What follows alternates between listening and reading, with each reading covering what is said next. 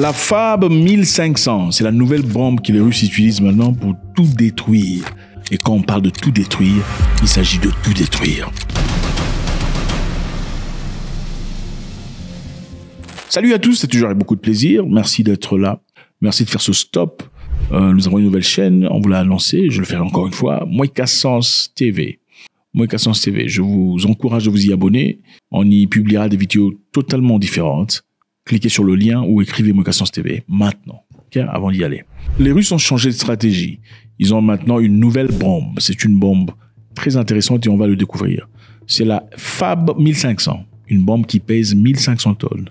Vous savez, généralement, quand on lance des missiles ou des roquettes, on peut le détecter à travers les systèmes de radar qui généralement détectent soit la fréquence radio ou bien la chaleur émise par le feu qui brûle derrière le missile. Mais cette bombe Fab a une particularité. Sa particularité, qu'elle est tirée à partir d'un avion, ensuite elle plane. Donc elle est morte. Il n'y a pas de chaleur, il n'y a pas d'identité, on ne peut pas la voir. Au moment où vous la voyez, c'est la fin déjà. La nouvelle bombe guidée russe inflige des dégâts et de lourdes pertes dans les lignes de front ukrainiennes. La Russie a commencé à utiliser une puissante bombe aérienne qui a décimé les défenses ukrainiennes et fait pencher la balance sur les lignes de front. Il y est parvenu en transformant une vieille bombe de l'ère soviétique, une bombe planante. Donc la bombe plane, ce n'est pas une bombe qu'on tire qui avance avec sa propre force, elle plane en l'air jusqu'à ce qu'elle tombe. En fait, elle est guidée pendant un petit moment, ensuite elle détruit tout. La bombe Fab 1500 est essentiellement une arme de 1500 tonnes dont près de la moitié est composée d'explosifs puissants. Elle est lancée depuis le ciel par avion de combat à une distance de 60 à 70 km. Donc c'est une très grande distance, on peut à peine la voir. Ou pas. Okay. Quand ça arrive, vous ne savez pas et ça détruit tout, c'est le bazar. Et c'est cette bombe qui jusque-là est en train de faire une très grande différence.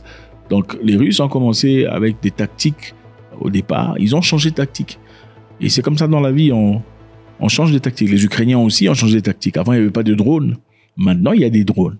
Okay, les drones ont fait un travail incroyable sur le terrain, surtout au bénéfice des Ukrainiens. Et aujourd'hui, les Ukrainiens produisent leurs drones sur place en Ukraine. Ils veulent en produire 1 million. Donc voilà, la Fab 1500 est en train de faire des dégâts incroyables.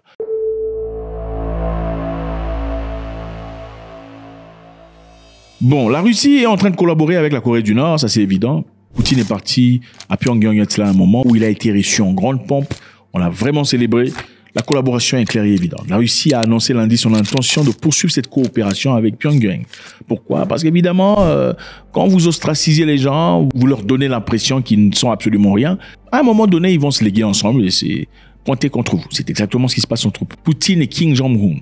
Alors que Pyongyang est accusé d'avoir envoyé des soldats nord-coréens en Russie, en vue d'être déployés en Ukraine, le déploiement de soldats nord-coréens pour combattre sur le front ukrainien aux côtés de Russes constituerait une escalade significative, c'est-à-dire le début de la guerre mondiale.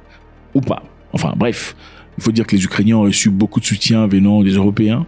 Il y a plus de 84 pays qui ont envoyé des militaires en Ukraine pour aller combattre pour la bonne cause des Ukrainiens, repousser les Russes sur leur territoire. Les Russes apparemment ont des Coréens du Sud. 10 000 militaires nord-coréens seraient déjà hors du pays, peut-être en Russie ou en Ukraine déjà, on ne sait pas. Donc Kim Jong-un ne rigole pas. Pourquoi il ne rigole pas? Parce qu'évidemment, il a besoin d'un soutien après avoir été ostracisé pendant très longtemps. Parce qu'au départ, la Corée du Nord ne coopérait qu'avec la Chine. Aujourd'hui, ils ont élargi leur coopération même avec la Russie. Pourquoi il est important pour eux? Parce qu'en ayant la Russie comme soutien, ça leur donne un peu d'air et de crédibilité aussi. Et ça, c'est évidemment ce que les États-Unis ne voulaient pas depuis longtemps. Mais bon, c'est quand même bizarre de dire nous, on soutient ces gens-là qui vous combattent, mais vous ne soutenez pas ces gens-là que nous, on est. Bon, enfin, bref, si vous soutenez ceux-là, ils soutiendront les autres, donc c'est évident. Poutine a aussi promis, je vous rappelle, qu'il armerait les ennemis des États-Unis comme les États-Unis arment l'Ukraine, afin qu'ils soient à mesure de bombarder les États-Unis si c'est nécessaire. Imaginez-vous que les Nord-Coréens aient la bombe atomique, ou enfin, un truc comme Satan 2. Incroyable.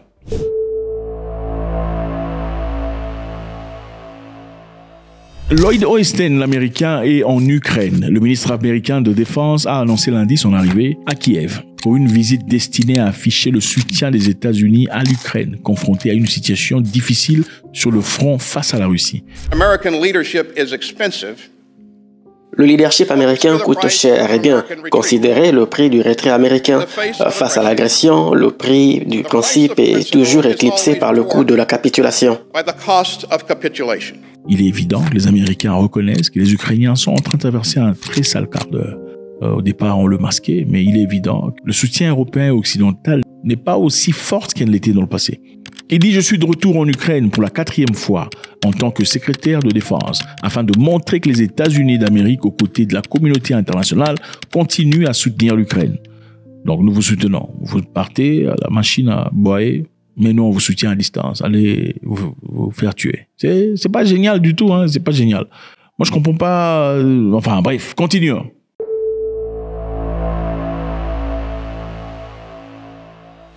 Les Ukrainiens aussi ont réagi. Ce ne sont pas vos enfants. Si vous les tapez, ils vous tapent en retour. Hein. C'est pas... Vous les bombardez, ils vous bombardent aussi. Les Ukrainiens ont frappé dans la Russie, à l'intérieur, à 750 km de la frontière, avec des drones. Ils ont visé l'usine explosive Sverdlov à Dzerensk, juste à l'intérieur de la ville russe de Nijni-Novgorod. Kiev a précisé que les dégâts éventuels de l'attaque sont de capacité de production de l'usine. Donc ils ont, d'après eux, détruit l'usine de production d'explosifs en Russie. Ça ne sera pas la première fois. Ils ont déjà détruit une usine dans le passé. C'est progressif. Ils ont envoyé des drones. Et voilà pourquoi on dit il faut savoir évoluer avec la guerre, avec les situations, s'adapter. Les Ukrainiens se sont adaptés. Ils ont adapté les drones pour jouer, machin, pour... voilà, et ça marche pour eux. Les autorités russes ont confirmé que les drones ont visé la zone, mais ils ont dit et affirmé que l'attaque a été déjouée, que la défense aérienne et les équipements de guerre électronique ont repoussé les attaques de drones sur le territoire de zone industrielle de Dzerensk. Donc ils ont pu, d'après eux, les Russes en tout cas, déjouer cette attaque. Qui dit la vérité et qui ment? Enfin, bref, on ne sait pas savoir. Chacun fait sa propagande, ok? Pendant ce temps, Washington débloque de l'argent à hauteur de 400 millions de dollars pour Kiev pour aller continuer la guerre. Le ministre américain de Défense, Lloyd Austin, a annoncé lundi, lors de sa visite, d'un prochain versement à l'Ukraine d'aide militaire montant à 400 millions de dollars. Donc, ce qui est évident ici est que quelque chose a changé. Okay? Dans le passé, c'était des milliards. Okay? C'était des milliards de packages, des milliards en dollars qu'on envoyait aux Ukrainiens. Là, maintenant, c'est 400 millions.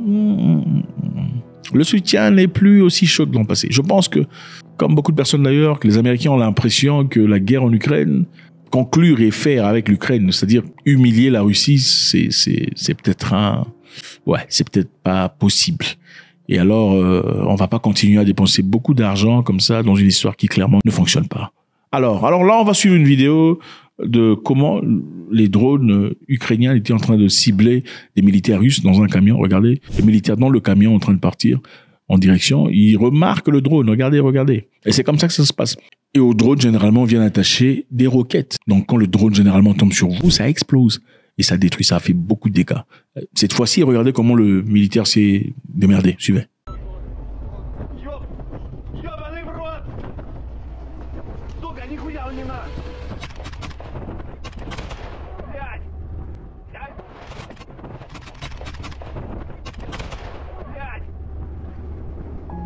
Voilà. Peut-on dire que c'est un militaire aguerri qui a beaucoup de précision ou bien c'était simplement de la chance?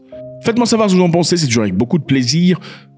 Les Russes se servent d'une nouvelle bombe, le Fab 1500, qui fait beaucoup de dégâts. Cette histoire est presque impossible à arrêter parce que les radars sont complètement muets et aveugles. On ne voit pas, ça tombe, ça détruit comme pas possible.